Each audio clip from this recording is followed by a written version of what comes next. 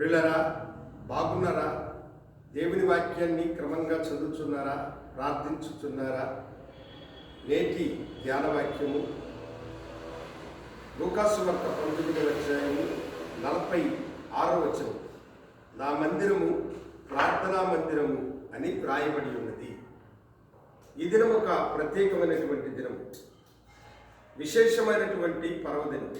2000 సంవత్సరాలకు పూర్వం ప్రభు అయినటువంటి యేసుక్రీస్తు వారు యెరూషలేమునకు జయప్రవేశం చేసినటువంటి రోజు ఈరోజు. దానిని మట్టలాదివారముగా మనము ఆచరిస్తూ ఉంటాం. అంతవరకు ప్రభువు యెరూషలేము పట్టణమునకు వెళ్ళలేదు.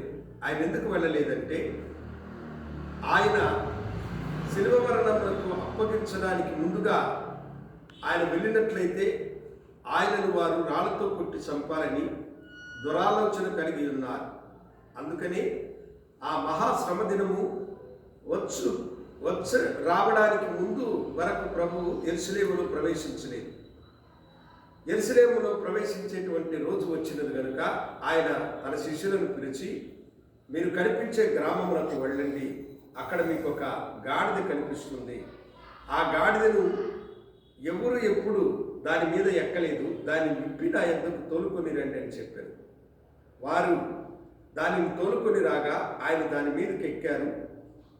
వారు తమ బట్టలన్నీ పరచి గాడిద మీద ఎక్కి ఊరేగింపుగా వచ్చుతున్న ప్రభుకి హోసన్నా జయము, దావీదు పేరట వచ్చువాడికి జయము అని పిల్లలు, పొలాలలో నుండి వచ్చేటువంటి ప్రజలందరూ కూడా గాన ప్రతిగానములతో ఆయనను స్తుతించి మహిమపరిచినారు.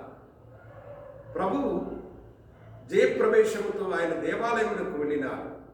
దేవాలయం అంతా అశుభ్రతతో నిండుకున్నది. క్రయ విక్రయములు అక్కడ జరుగుతున్నాయి.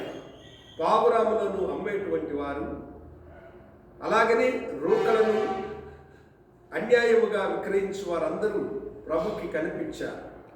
ఆయన కోపావేశుడై ఒక చెలకోరుడు తీసుకొని ఆ కొరడాతో ఆ బల్లలన్నింటినీ పడగొట్టి అక్కడున్న వారినందరినీ కొరడాను విడిపించుతూ తరిమి, నా మందిరము ప్రార్థనా మందిరము, దీనిని దొంగల గృహగా మీరు ఎలాగూ చేయించున్నారని వారిని గద్దించినాడు.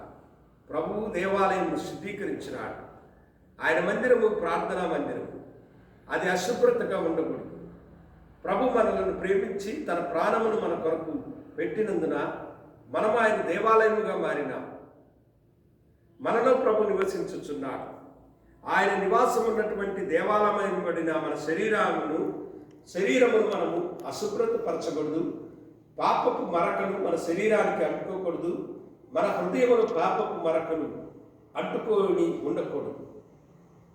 దేవాలయం శుద్ధి చేసిన ప్రభు నీ హృదయమును కూడా శుద్ధి చేస్తూ ఉన్నాడు.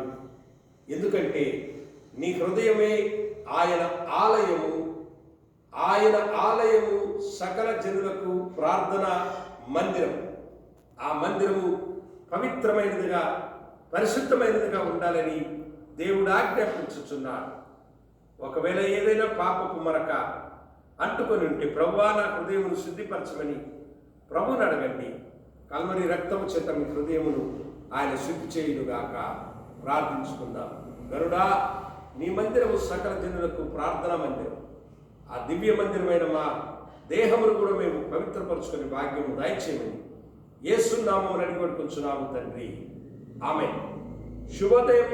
ప్రభు మిమ్మల్ని దీవించునుగాక. ఆమేన్.